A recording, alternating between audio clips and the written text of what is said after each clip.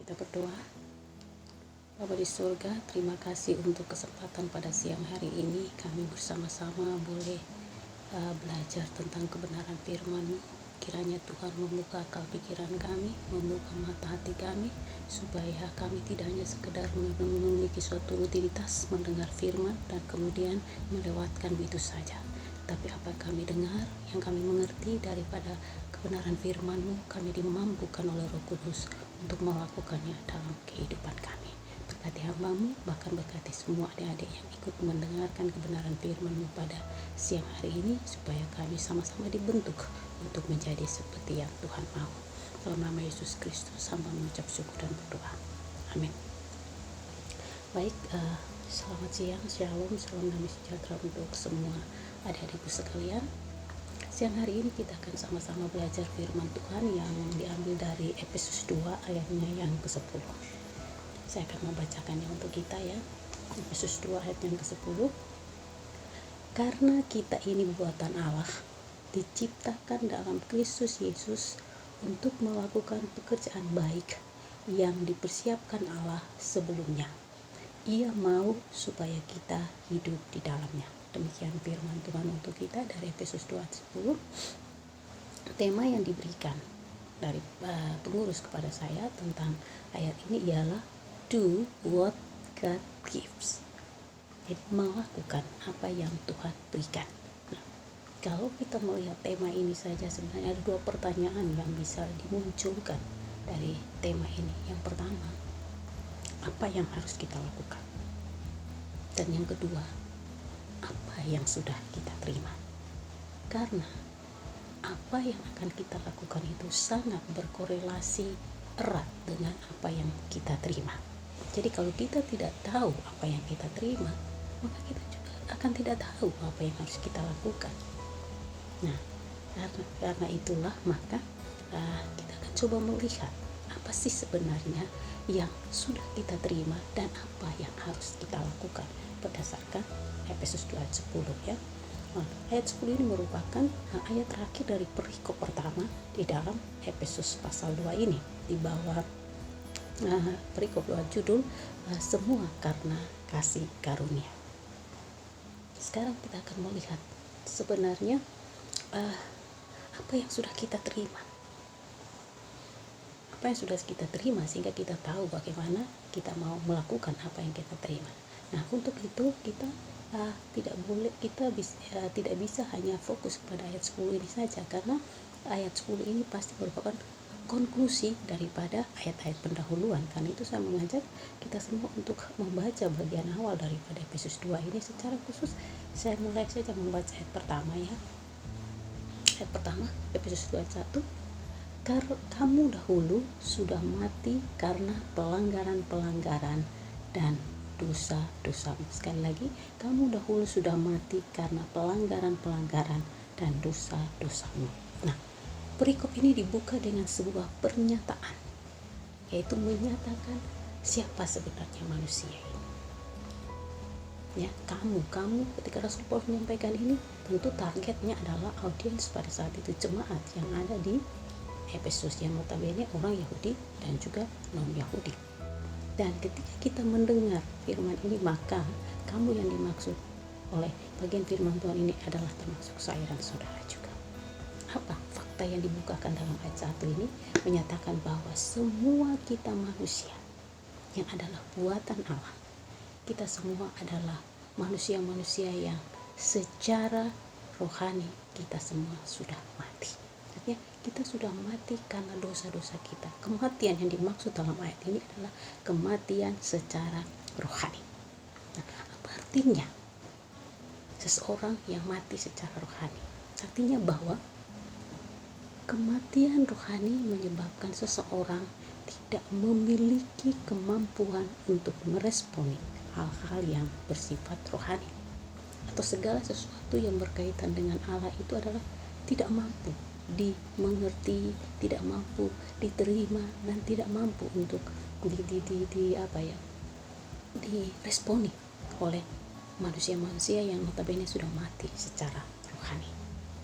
Jadi adalah suatu kewajaran, sebagaimana Rasul Paulus juga mengatakan bahwa manusia-manusia duniawi itu adalah manusia yang tidak tertarik terhadap hal-hal rohani, menganggap hal-hal rohani, hal-hal yang berkaitan dengan Tuhan atau hal-hal ilahi itu adalah hal yang bodoh, hal-hal yang tidak hanya orang-orang bodoh yang melakukan itu, hanya orang bodoh yang tertarik dengan itu, atau hanya orang-orang yang tidak punya pekerjaan, yang melakukan, yang suka menghabiskan waktu untuk hal-hal rohani.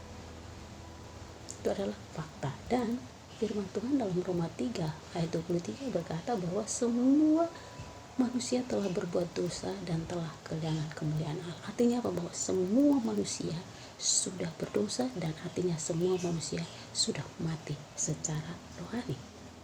Pertanyaannya, bagaimana manusia bisa mati secara rohani dalam korelasi dengan dosa?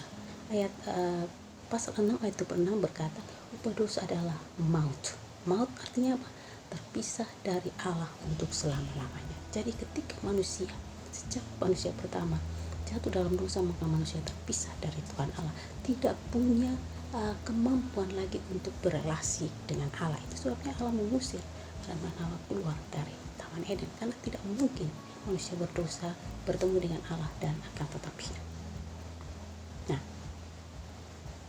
inilah alasan kemudian Allah menyiapkan pekerjaan untuk bagaimana menghidupkan kembali atau menebus manusia ciptaannya yang telah jatuh di dalam dosa atau yang telah mati secara rohani. Ya, saya tidak akan membaca keseluruhan bagian ini ya, saya langsung saja ke bagian-bagian yang penting karena waktu kita tidak banyak.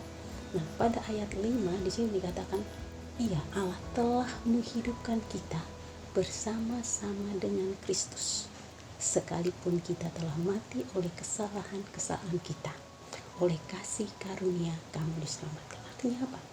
Bahwa manusia yang telah mati secara rohani itu memiliki kesempatan kedua untuk diperdamaikan dengan Allah, tapi melalui satu pribadi, yaitu Yesus Kristus. Itulah sebabnya maka pada ayat yang ke-10 dikatakan bahwa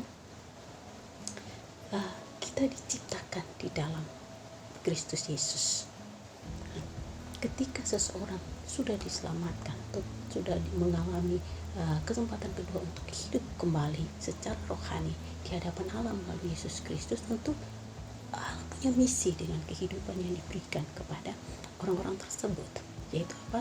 Supaya orang-orang tersebut melakukan pekerjaan baik yang telah Allah rancangkan sebelumnya, sebagaimana Allah sudah merancangkan perbuatan baik, yaitu menyelamatkan manusia yang terhilang atau manusia berdosa melalui Yesus.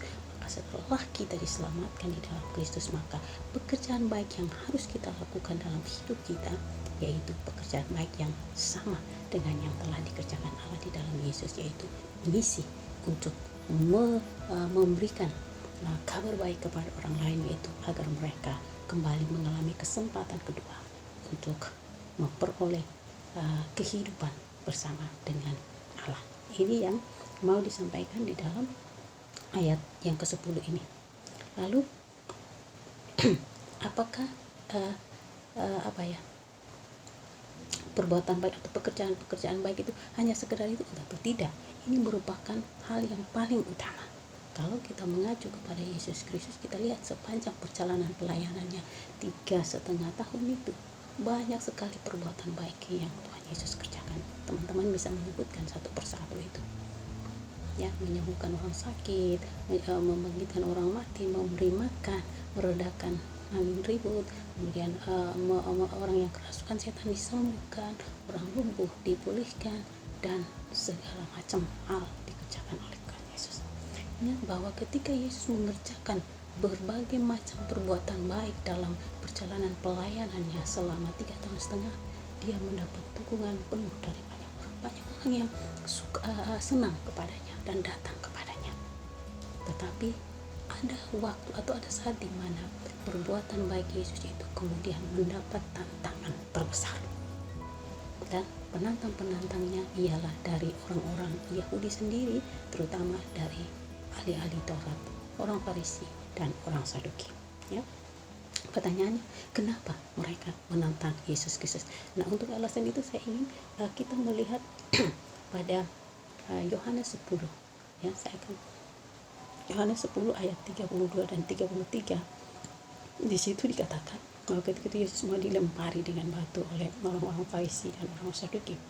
Ayat 32, kata Yesus kepada mereka, yaitu orang-orang Yahudi, ya, banyak pekerjaan baik yang berasal dari Bapakku yang kuperlihatkan kepadamu.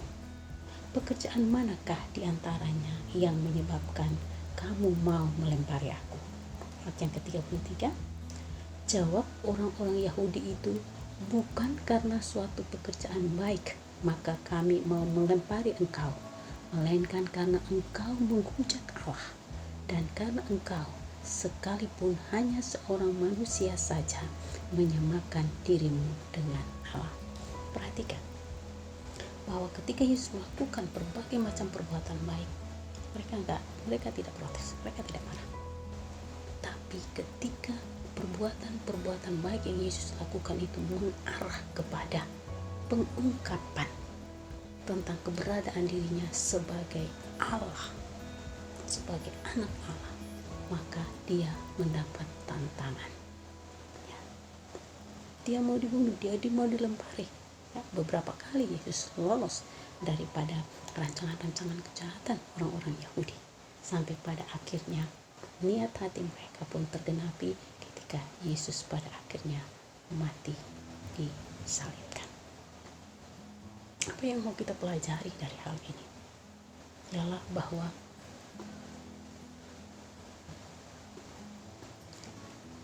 perbuatan-perbuatan baik yang kita lakukan, tujuan akhirnya memang harus mengarah kepada memperkenalkan Yesus sebagai Tuhan dan Juru Selamat.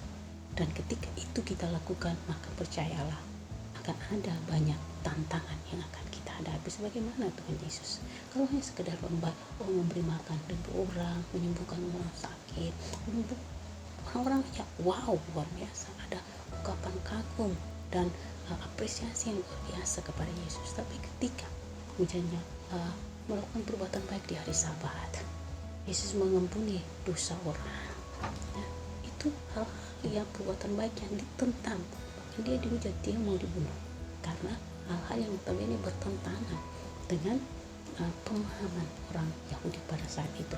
Karena ketika mereka melarang Yesus melakukan pekerjaan pada hari Sabat, apa kata Yesus? Yesus katakan bahwa anak manusia adalah Tuhan atas hari Sabat. Artinya apa? Bahwa saya lebih tinggi daripada peraturan agama, daripada hukum Taurat hari Sabat itu.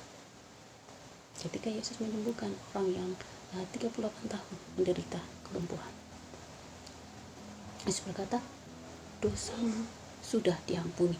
Mereka semua terperanjat, siapa orang ini sehingga dia bisa mengampuni dosa? Bukankah hanya Allah yang bisa mengampuni dosa?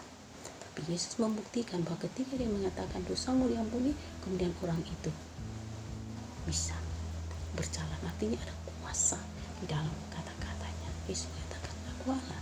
Dan ketika mereka juga pada bagian lain melarang Yesus untuk melakukan perbuatan baik pada hari Sabat, Yesus berkata, Bapakku masih bekerja sampai dengan saat ini, makanya aku pun tetap bekerja. Nah, alasan inilah yang menyebabkan mereka mau membunuh Yesus, dan pada akhirnya memang dia harus dibunuh pada akhirnya. Kenapa? Kita bisa melihat ini bahwa Yesus fokus kepada apa yang menjadi misi kedatangannya ke dunia ini. Dia punya misi, yaitu untuk mengerjakan pekerjaan penyelamatan yang telah disiapkan Allah sebelumnya, supaya semua manusia umat ciptaannya yang telah mati secara rohani boleh memperoleh kesempatan untuk dihidupkan kembali di dalam Kristus Yesus. Itu adalah misi kedatangan Yesus. Ya, kita lihat di dalam, coba saya lihat sebentar ya, di dalam Lukas pasal 19 ayat yang 10, di situ Yesus menegaskan tentang arti kehadirannya di dunia ini. Yesus berkata dalam Lukas 19 ayat yang ke-10, anak manusia datang untuk mencari dan menyelamatkan yang terhilang. Jadi untuk apa Yesus berinkarnasi dalam rupa manusia? Yaitu untuk mencari dan menyelamatkan yang terhilang. Mengapa manusia harus dicari? Karena manusia yang berdosa tidak mungkin bisa datang mencari Allah. Karena apa? Itu tadi sudah mati secara rohani, dan itu digambarkan dalam, kita lihat pada peristiwa Taman Eden, ketika Adam dan Hawa yang biasanya bergaul akrab dengan Tuhan, tapi ketika mereka jatuh dalam dosa, apa yang mereka lakukan pertama kali ketika mendengar langkah Allah di Taman Eden?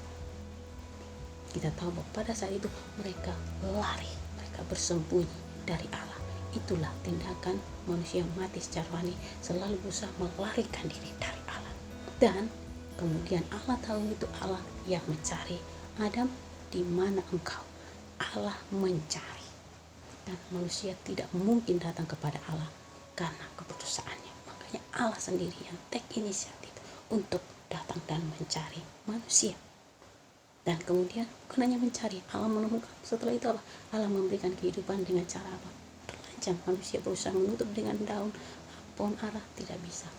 Allah membunuh hewan dan membuat pakaian dari kulit hewan. Itu menggambarkan apa? Bahwa kamu tidak mungkin menutupi dosamu dengan darah hewan, tapi harus ada yang mati. Pada akhirnya kita tahu bahwa Kristus Yesus yang harus mati sebagai simbol daripada kematian hewan pertama kali di Taman Eden. Nah, jadi kenapa Yesus datang ke dunia? Untuk mencari kita semua yang tersesat. Kita sudah terhilang dari hadapan Allah, hingga harus dicari kembali untuk ditemukan kembali. Nah, setelah ditemukan, apa yang akan dilakukan terhadap orang-orang yang tersesat dan terhilang yang sudah ditemukan itu? Di dalam Yohanes 10 ayat 10 bagian B, Tuhan Yesus mengungkapkan apa yang menjadi tujuannya. Yesus berkata, aku datang supaya mereka mempunyai hidup dan mempunyainya dalam segala kelimpahan. Artinya apa? Suatu kehidupan yang berarti dan penuh kebahagiaan. Di sini kita melihat bahwa misi kedatangan Yesus adalah apa? untuk mencari dan menyelamatkan yang terhilang. Dan mereka bukan hanya sekedar diselamatkan, tetapi mereka dapat menikmati suatu kehidupan yang berarti dan penuh kelimpahan dalam kebersamaan dengan Allah yang adalah pencipta mereka. Inilah misi, atau ini adalah pekerjaan baik yang telah ditetapkan oleh Allah sejak sebelumnya, jauh sebelum manusia diciptakan, karena dalam kemahatauannya Allah tahu manusia bakalan jatuh di dalam dosa. Itulah sebabnya ketika Yesus datang ke dunia, dia tidak menetap di satu tempat, tapi dia berjalan dari kota ke kota, dari desa ke desa, ya, dari tempat yang satu ke tempat yang lain. Tujuannya apa? Untuk mencari dan menyelamatkan yang terhilang. Dan kemudian dia memberitakan tentang kerajaan Allah, tentang kasih Allah dalam setiap perjalanan misinya. Dan akhirnya banyak orang yang boleh bertemu dengan Yesus secara pribadi. Itu yang sudah dikerjakan oleh Allah bagi manusia. Ketika kita menerima Kristus, maka pekerjaan baik yang dilakukan Allah dalam Yesus itu boleh terjadi dalam kehidupan kita. Kita yang terhilang, kita ditemukan oleh Kristus, kemudian kita diselamatkan, dan kita diberikan kesempatan sekali lagi untuk menikmati kehidupan yang berkelimpahan dalam kebersamaan dengan Dia. Itulah yang sudah kita alami, kita nikmati, ya. Dalam Yohanes 1:12 Yesus berkata, tetapi semua orang yang menerimanya diberi kuasa menjadi anak-anak Allah, yaitu mereka yang percaya dalam nama-Nya. Jadi kuasa untuk menikmati kehidupan yang berkelimpahan itu diberikan kepada mereka yang notabene menerima Kristus. Bukan cuma sekedar mengatakan aku percaya, tetapi percaya yang dinyatakan dalam perbuatan, yaitu menerima. Karena kita tahu bahwa di seberhala dunia ini banyak orang yang mengakui Yesus sebagai guru etika yang baik, sebagai nabi dan lain sebagainya, tapi mereka secara sadar tidak mau mengakui Dia sebagai Tuhan dalam hidupnya dan tidak mau mengakui karya keselamatannya, maka kehidupan itu pun tidak akan sampai kepada mereka. Nah, sampai di sini kita tahu apa yang sudah kita terima daripada Allah. Selanjutnya, apa yang harus kita lakukan? Sederhana, meneruskan pekerjaan baik yang telah Allah anugerahkan kepada kita, yaitu keselamatan itu, kepada mereka yang sementara terhilang. Siapakah mereka? Setiap orang di keluarga kita, di tempat pergaulan kita, di kampus kita, di tempat kos kita, di mana saja mereka berada. Mereka wajib, mereka perlu tahu bahwa Yesus Kristus mati bagi mereka, dan mereka diberikan kesempatan untuk kembali menikmati kehidupan yang berkelimpahan di dalam Kristus kalau mereka mau membuka hati dan menerima Dia. Itulah perbuatan baik yang Allah ingin dikerjakan oleh kita di dalam hidup kita. Kita hidup di dalam perbuatan baik ini, sehingga kemanapun kita pergi akan ada banyak orang yang ditemukan oleh Kristus melalui kita. Akan ada banyak orang yang diselamatkan oleh Kristus melalui pemberitaan kabar baik yang kita lakukan. Jadi tidak cukup hanya sekedar kita kasih makan seseorang, kita bantu dia dalam kesusahannya, kasih dia penginapan dan lain. Bukan sekedar itu, semua bagus, tetapi itu tidak akan membawa dia pada kehidupan yang direncanakan oleh Allah, karena dia hanya tahu tentang kebaikan yang bisa kita lakukan, tapi kita tidak memperkenalkan diri Yesus kepadanya. Saat ini ada banyak adik-adik mahasiswa yang baru, atau mungkin juga banyak teman-teman kalian yang baru yang belum punya kepastian dalam kehidupan mereka. Mereka sendiri masih belum yakin dengan kehidupan mereka. Mereka bergumul dan tidak tahu bagaimana mereka memenangkan pergumulan hidup mereka, apalagi dalam situasi-situasi seperti sekarang ini. Semua orang berada dalam kebingungan, kehampaan, dan semua serba tidak ada kepastian. Banyak orang berada dalam depresi saat ini. Tetapi di saat-saat seperti inilah firman Tuhan menjadi sangat-sangat berarti dalam kehidupan seorang.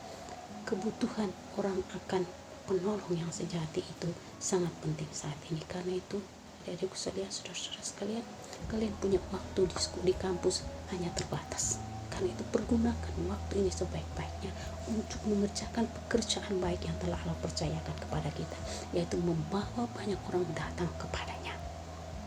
Masalah kita di gereja atau di mana itu, gereja tetap ada selama kita hidup, tapi keberadaan kita di kampus itu hanya terbatas.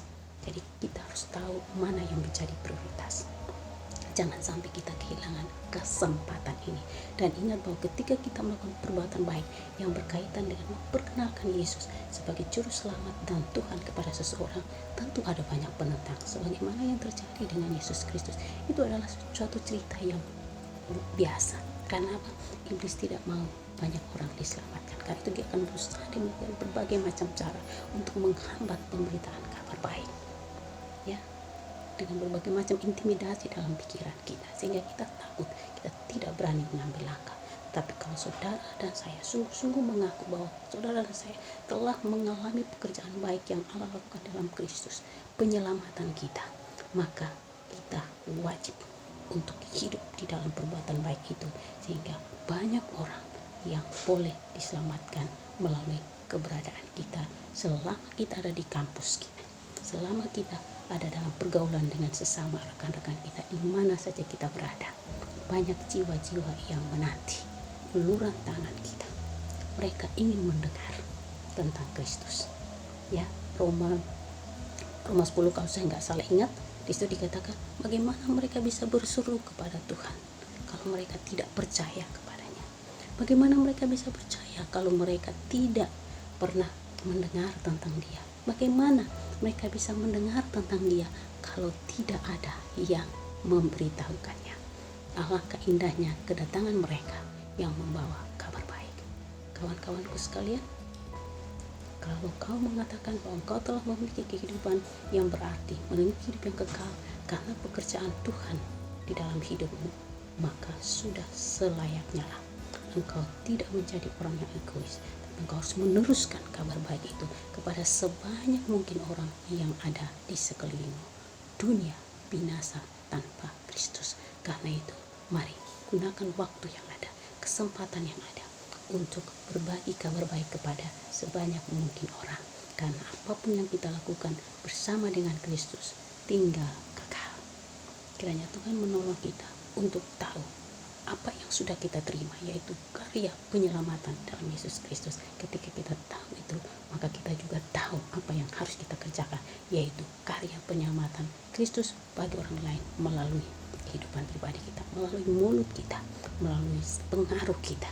Dengan demikian banyak orang yang boleh ditemukan dan diselamatkan ketika berjumpa dengan Kristus melalui pelayanan pribadi lepas pribadi kita. Mari kita satu di dalam doa. Kita berdoa.